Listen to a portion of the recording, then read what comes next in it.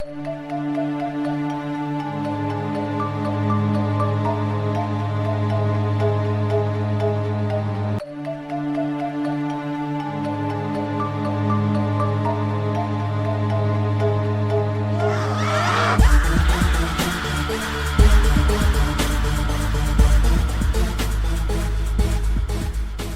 know, Mike, researching this made me feel a little bit bad for not paying attention to this type of shit when it was going on. I can't believe you didn't pay attention to it. That's crazy. To be honest, I couldn't tell you what I was doing in 2004. Well, it really wasn't a big deal until 2014. But what we're talking about is the Rosetta mission, which was the launch of a probe that they were trying to land on a moving comet called 67P. And they launched this probe in 2004, but it actually reached the comet in 2014. I couldn't wait for anything that long. That's crazy. Yeah, it is crazy. But it flew past Mars, and it flew past a couple other comets, and it landed specifically on this comet. Yeah, reading about it, I'm not sure what the capabilities the fucking space engineers have, so I'm not too sure, but this is a long shot. This rock is only 2.5 miles long. And to be able to catch up to this comet, to be able to land on it, they had to get this device that they said was like probably the size of a refrigerator, to travel 30,000 miles per hour. And they said they achieved that by doing what they called gravitational burst, having it slingshot around planets. Mm-hmm. And they said they actually got it up to 78,000 miles per hour. Not only that, but then once it got there, in order to get it to land, they had to set up this orbit around the comet. So it would go in orbits around the comet until they could get it close enough that they could get the Philae lander to land on the surface of the comet. Yeah, that's what they called this probe. We didn't mention that. It's the Philae. That's the actual device they were trying to land on this comet. But I don't know. When I hear about something traveling 78,000 miles an hour, I don't know how it is in space or if that would affect anything, but I would expect something as small as what they described to just completely disintegrate. Well, maybe they built it with that sort of thing in mind. Yeah, what do I know? I would assume because they would have to calculate the speed of the comet, and then they would have to figure out a way that they could get their probe to reach it. So obviously the probe would have to go faster than the comet is currently going. So all that shit would have to be figured out by people way smarter than anyone that we know. Yeah. But in 2014, like we mentioned, they actually did it. They landed this little thing on this moving comet going 33,000 miles per hour. And the fucked up thing about that, like that is historical. That's as far as a human achievement in space. That's like up there with the moon landing. It's incredible that they were able to actually do this. And what was focused on more than the achievements? The fucking shirt that the dude that created the thing was wearing. It was a shirt that his friend made for him that had like all these scantily clad anime women on it. Oh, and God, you had mentioned this like years ago. Yeah, you remember that? Yes. Yeah, that this was the thing. And he got shit for that. Like, screw your historical achievement. You're wearing a shirt with scantily clad animated women. Tough break, buddy. Yeah, I think some people need to calm their tits. That's ridiculous. Those anime bikinis aren't appropriate for NASA. Yeah. No, he's not even part of NASA, though. He was part of the European Space Agency. So, you know. Well, it's to be expected when they pull something like this off.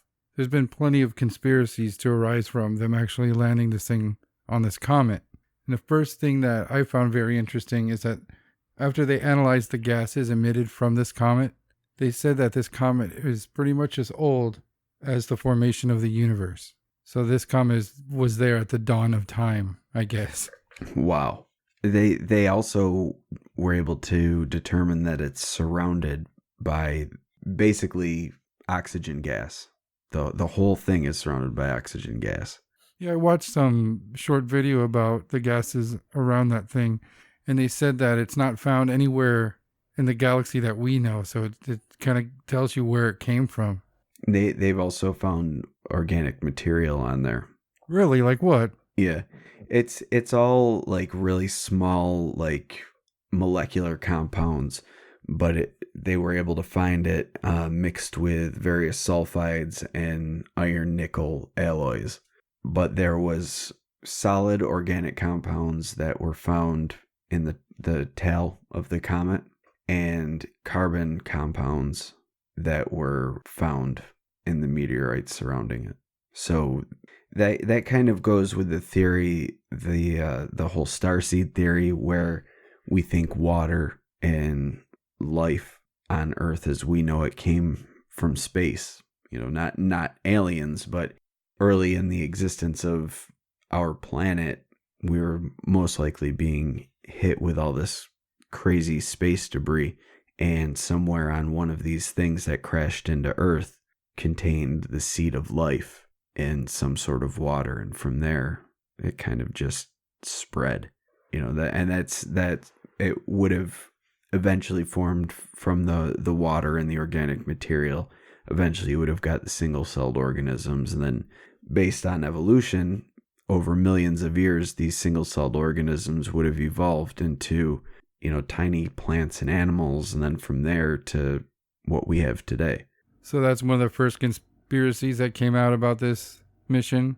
The original conspiracy that I heard came from a letter that was sent by an alleged whistleblower from the European Space Agency.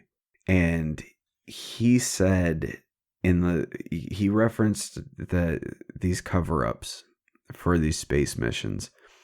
But he said, do not think for one moment that a space agency would suddenly decide to spend billions of dollars to build and send a spacecraft on a 12-year journey to simply take some close-up images of a randomly picked out comet floating in space. Comet 67P is not a comet. Some 20 years ago, NASA began detecting radio bursts from an unknown origin out in space. It would later be known that these had likely come from the direction of what is now named Comet 67P.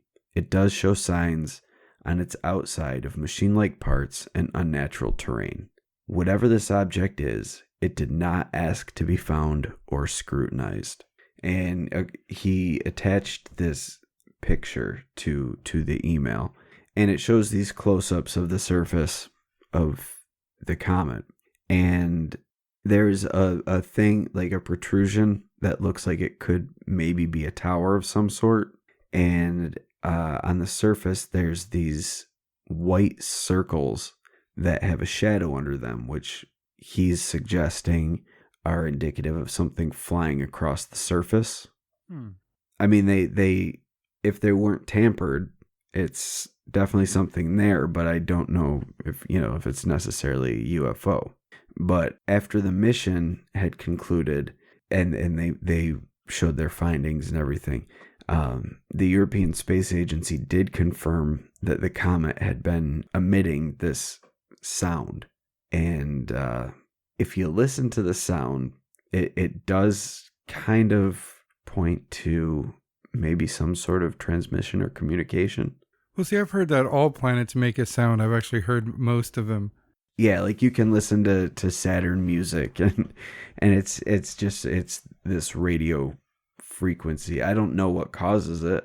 But I'm sure there's some sort of explanation. But it's weird that something like this would make a noise. Especially a sound like this. It's because it's not a planet. It's not something of that size. There's no core to it. It's not spinning. It's not really in orbit around the sun in the like in the way that our planets are. So it is kind of weird that there is this sound. I don't want to call it music, but it's you want to play that? Let's just play a clip of that, and Yeah. And we'll comment on it.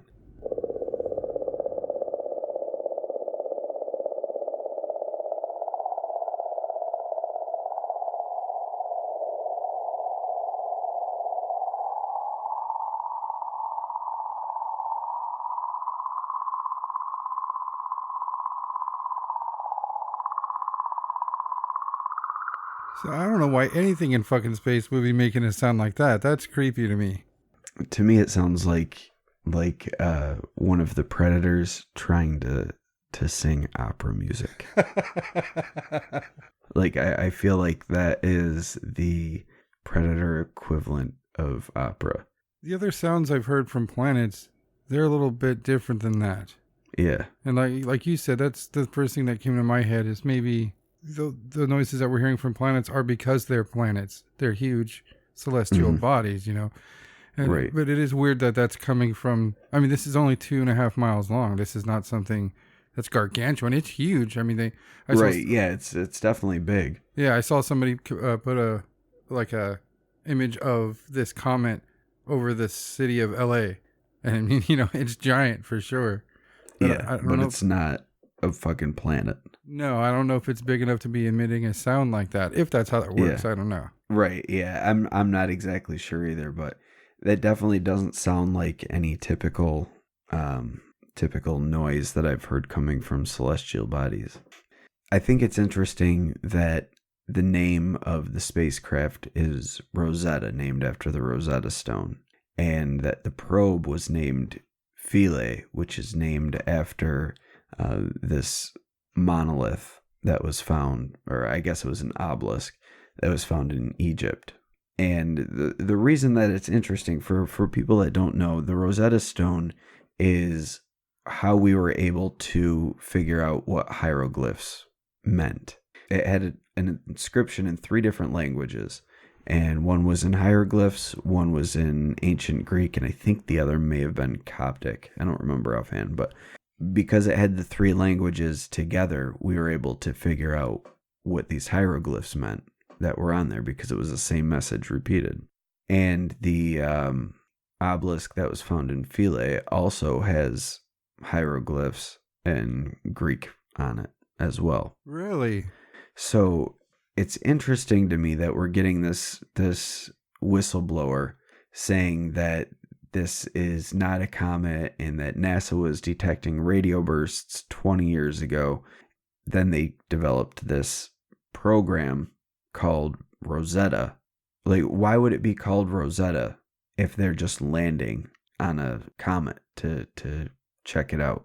Yeah, and again, like the whistleblower mentioned, it's a lot of money to spend just to see if you can land right on this comet just to take pictures and shit. And why this one specifically when it flew through 2 that were closer, or flew by 2 that were closer?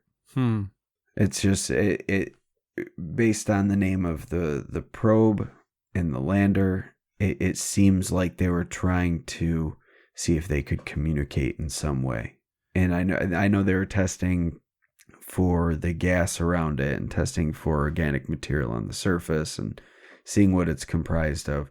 But I think that was a secondary part of the mission. It definitely seems so. It's just not justified to spend that much money to attempt something that's never been done for that reason alone. You know, like you said, there were closer comets. You know, that money can go to different types of exploration. Why do this? There has to be a damn good reason to spend billions of dollars, no matter what country you are. Yeah, I mean, you gotta think that you would be getting something out of it. Mm-hmm. You know, like when we went to the moon, I guess it depends on what conspiracy you believe in as to whether or not we even went to the moon. But the first time we went to the moon, I think there was a lot of curiosity. But if we believe that aliens had been here since the 40s and that they've met with our presidents and kind of had a sort of agreement or a relationship with them, that we would know about them, and maybe there was a little more to us going to the moon than just curiosity, like, hey, what's on the moon? Mm-hmm. I'm not going to get too much into the topic because it could be a show all on its own, but there's a conspiracy theory that the moon is artificial and that it was basically an alien base that was sent over, or that came here. And there is kind of a I guess a history that would kind of support it. There are some ancient myths that talk about a time before the moon came to Earth, but that could just be some sort of myth. It could be I mean, we've heard myths about how the elephant got its trunk, and it's because an alligator bit it, or a crocodile bit it and refused to let go, and the elephant stretched, and it's no, it just things that don't make sense Mm-hmm. are sometimes in myth just to explain things that we don't know about. But there are these myths that talk about a time before the moon was here. So what if those were real?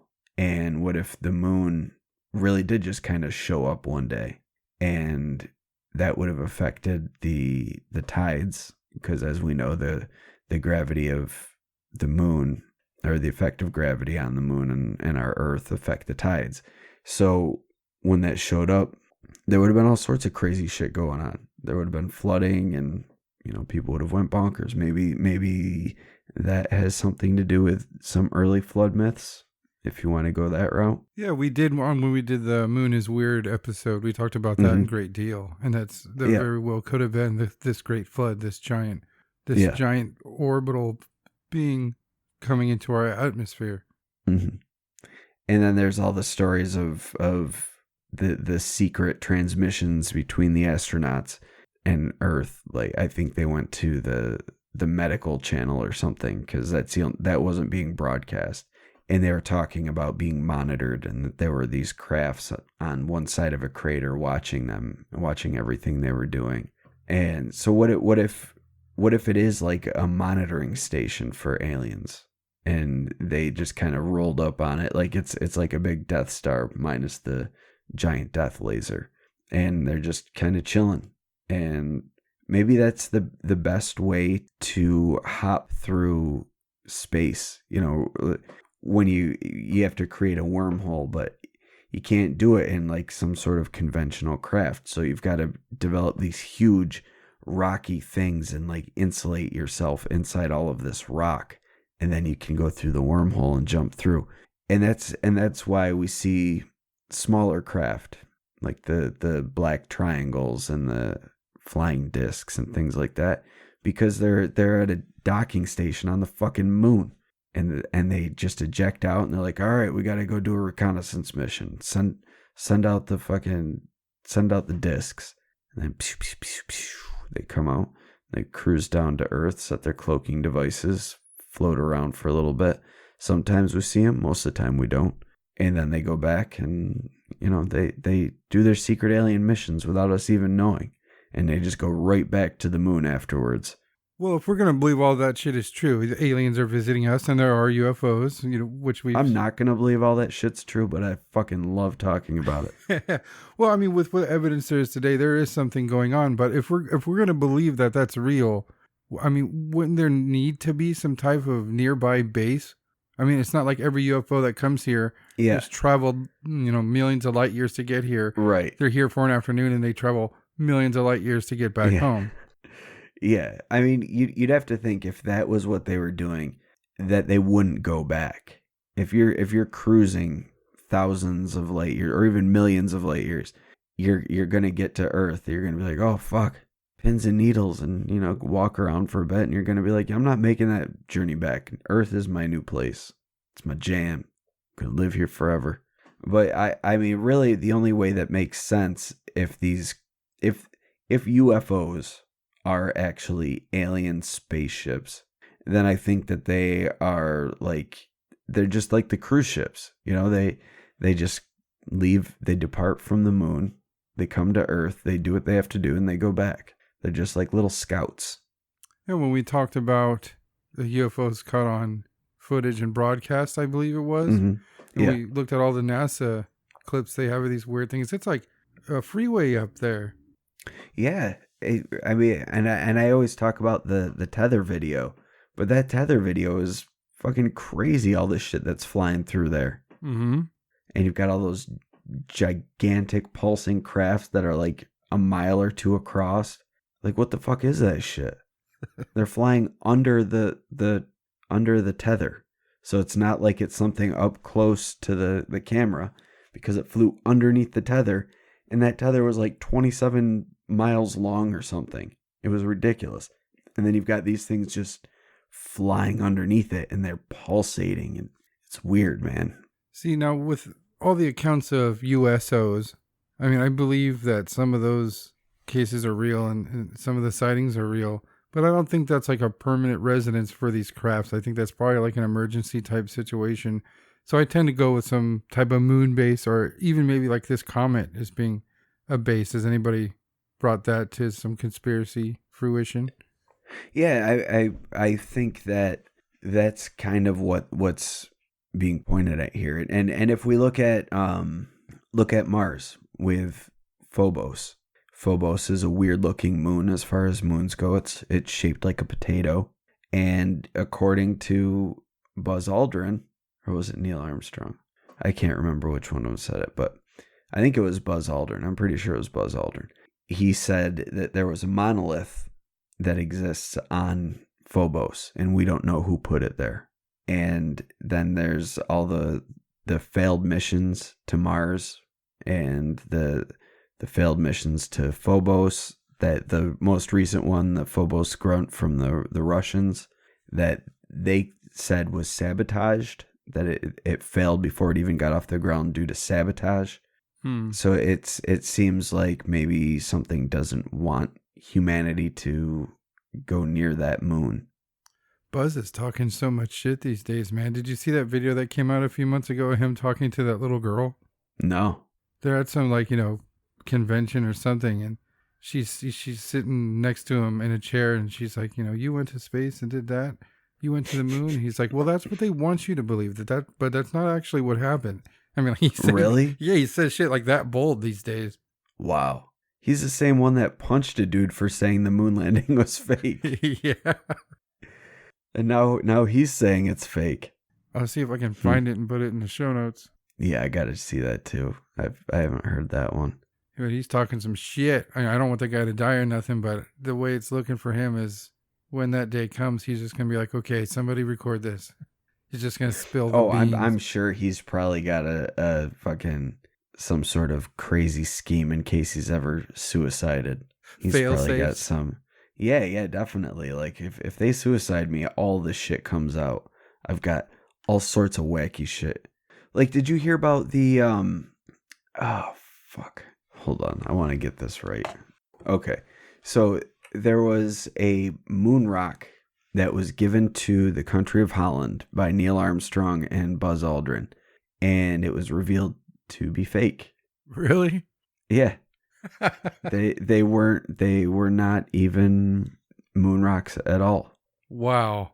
Yeah, they found out they found out that the moon rock was actually just an old piece of petrified wood.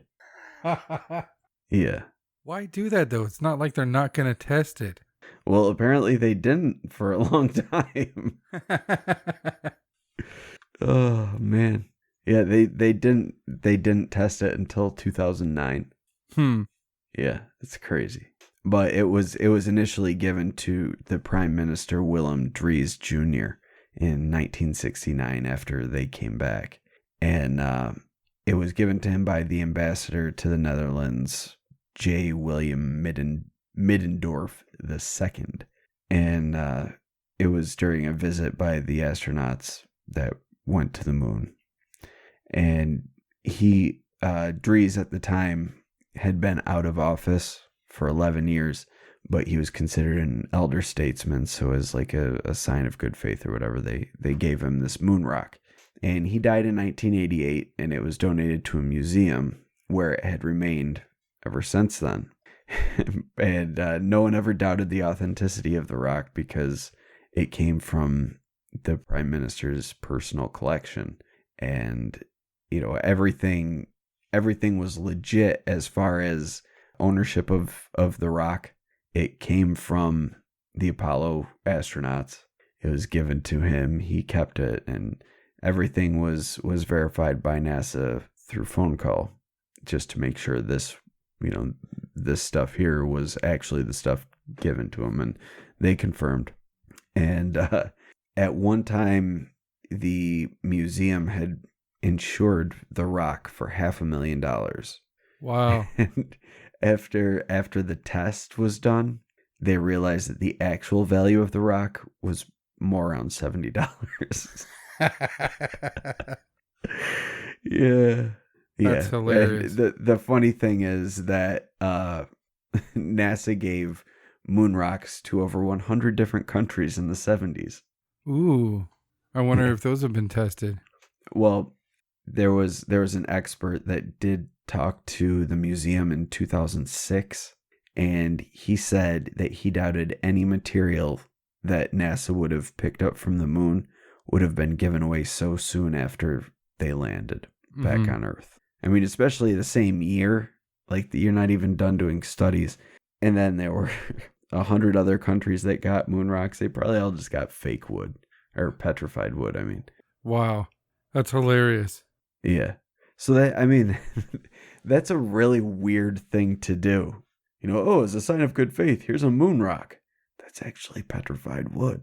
Like that, it doesn't make sense. Like, It doesn't. why not Why? just say, hey, here is like a replica space helmet, or this is the glove that Neil Armstrong wore. Weird, some cool little things like that. Like, why are you saying this is a chunk of the moon when it's actually just wood? It doesn't make sense. No, it doesn't at all. It is very weird to do that. Yeah. And most of the people involved probably had no idea. Like the guy that handed it off, he probably had no idea. Yeah. The astronauts may not have even been aware. Who knows? Maybe they just didn't go to the moon at all and they just had to bullshit.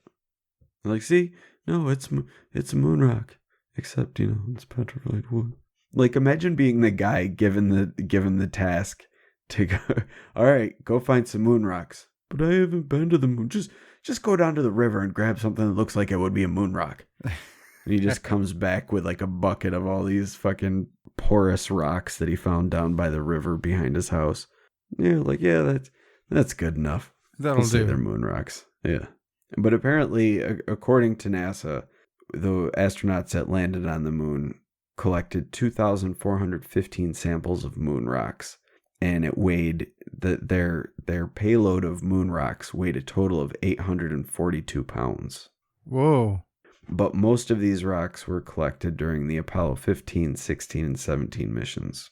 Now, that's one conspiracy that's definitely had some new light shed on it as time's gone on, is if we landed on the moon or not. And I know we've covered it before, but I have a feeling we're going to be doing some special edition episode when it just fucking all breaks through the floodgates. When it all goes to shit. Yeah. When the moon starts glowing and in a green way that looks like it's charging up a giant space laser.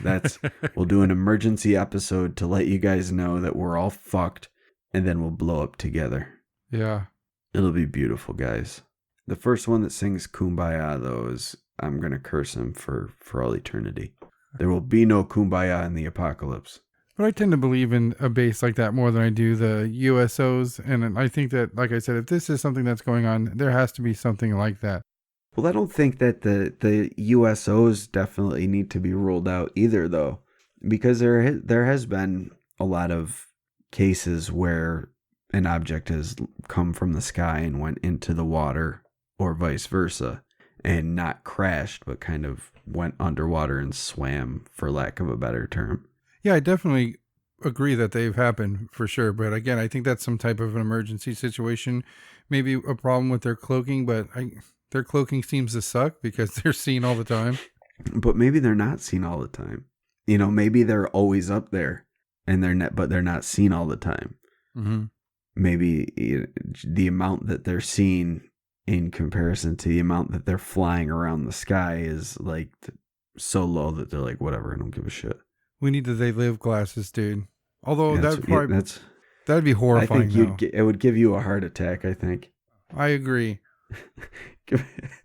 I could just picture you putting those glasses on for the first time and you look around and you're like, nope. I just look up with my mouth open and stumble around. You ask if I'm okay, and I just grab my chest and fall face forward. Yeah, pretty much. You'd probably shit yourself first and then die of a heart attack. Of course. It would have the shitting would be happening during the whole event. I would continually shit until I died. Yeah. Can you imagine just seeing one alien race, but there's actually like 12 different ones around? Yeah, they're all just chilling. You look around and Earth is the fucking cantina in Star Wars. Oh, that would be crazy. Yeah. Yeah, it would. I think I'd be able to slip back into just living anyway and just totally ignore that fact.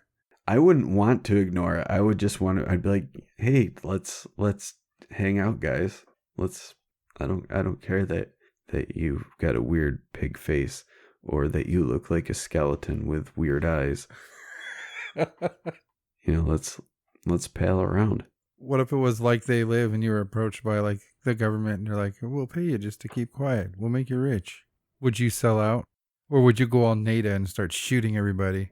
See, the thing is, I'm non-violent, so I'm not going to be shooting anything. They've got just as much a right to live as I do. I don't know what their origins are. For all I know, they could have been here before we were. They were here as we were evolving, and they're like, oh shit, these guys are crazy. Let's just kind of fade into the background and just control what they're doing, and make us an experiment. I don't know the backstory, so I wouldn't react violently.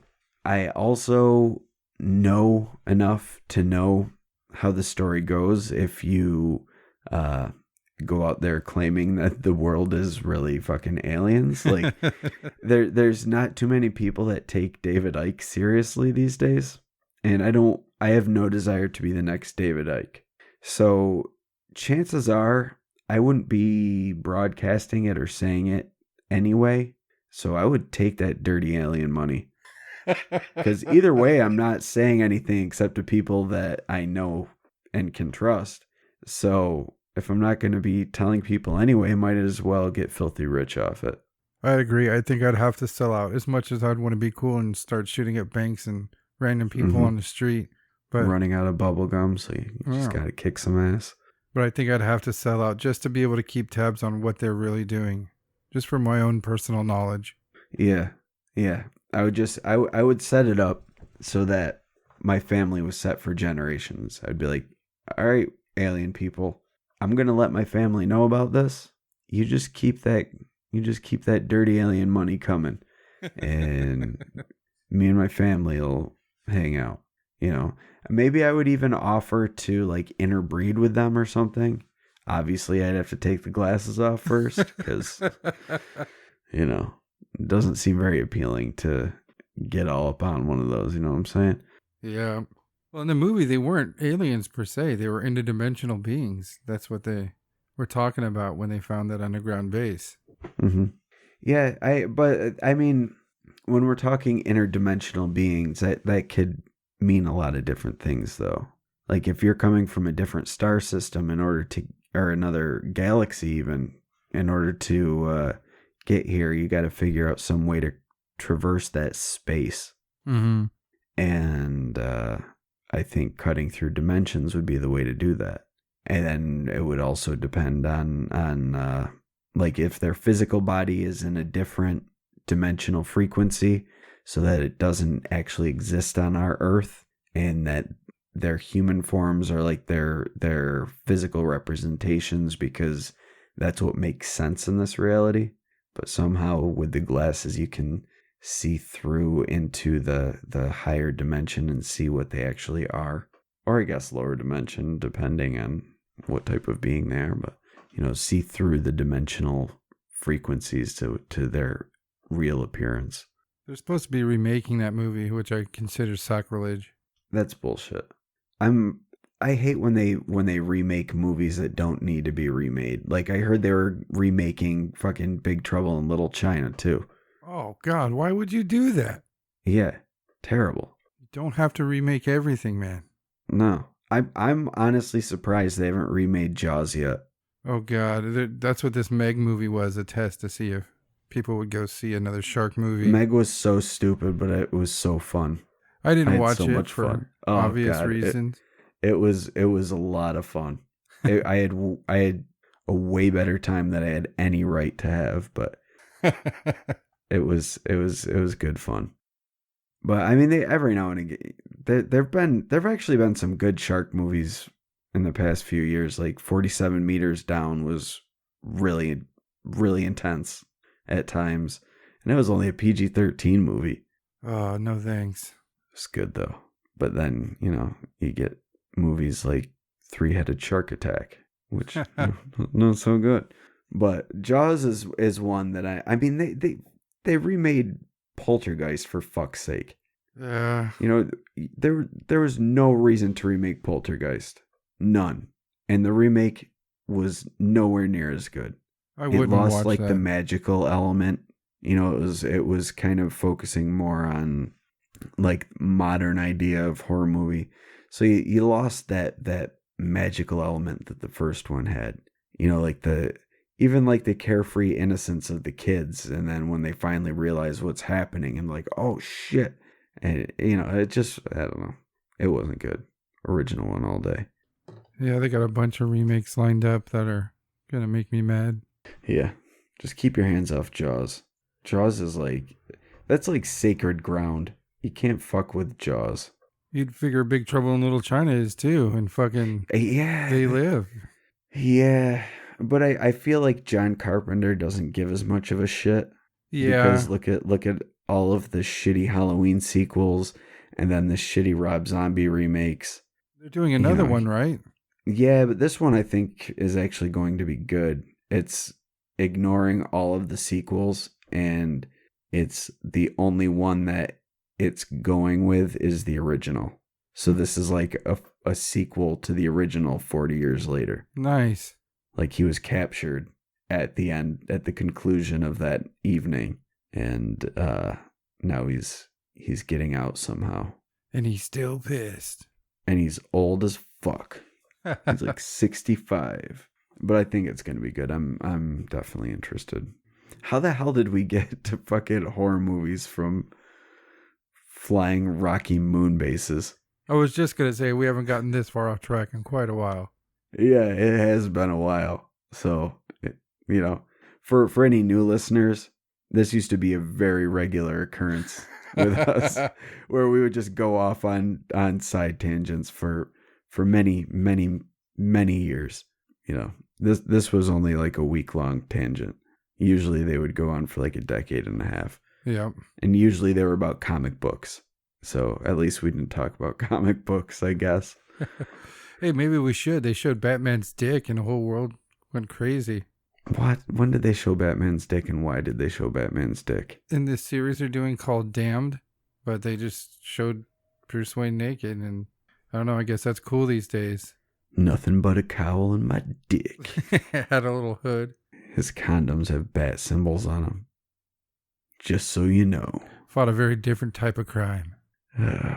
Well, whatever. You want to show his bat dick? Show his bat dick. I just can't see the relevancy. Yeah, I don't know. Dr. Manhattan, sure, he was like some cosmic fucking nuclear reaction ghost thing. He doesn't have So pants. he could swing his dick all over. Yeah. And that'd be fine. Pants are beyond me. But he's a ghost thing, so why would he even need a dick? Yeah. I don't know, but it's The only there. reason he has a dick is so that he can swing it. That's the whole purpose. He's like, I will swing my giant blue dick all over the place. Ugh. Now God, Batman now we're can talking too. about superhero dicks. This is getting out of hand. We need to get back to the fucking stone moon base alien thing. Well, one thing that this story reminded me about was the good old Black Knight satellite. I'm starting to Yes, think that that's totally. like a good guy vehicle. I think that's maybe not a evil time traveling Barack Obama's get around vehicle. Good. That's what we want you to think. But there's this Japanese god who his name is Nigi Hayahi, and he is, according to legend, he was the founding father of the Mononobe clan. And according to the legend, he flew down from heaven in this rock ship. It was named Iwafune, which literally means rock ship. And he landed in Japan, and the rock is still there. And apparently at one point I think it was one of the emperors, but he tried to move it to build a wall he was going to break it up and build a wall out of the rock, and it could not be moved. And the rock still stands there to this day. I wonder if it's just a gigantic chunk of iron. It looks like a rock. but it looks like there's a door carved into the front of it with some, kind of traditional Japanese decorative carving around it. But it's a rock that was used as a ship to come to Earth. What if this Comet 67P was a ship, but all the occupants are dead, and it's just floating through space? Or maybe it's a Yautja that just really liked to sing, and the other ones got sick of it, so they built this ship and just launched him into space. So now he sings he's got this broadcasting device, and he just sings into the galaxy, so that someone somewhere will appreciate his song and come find him and free him. And then he'll hunt the whole planet to extinction. No way. That's the whole reason they got rid of him.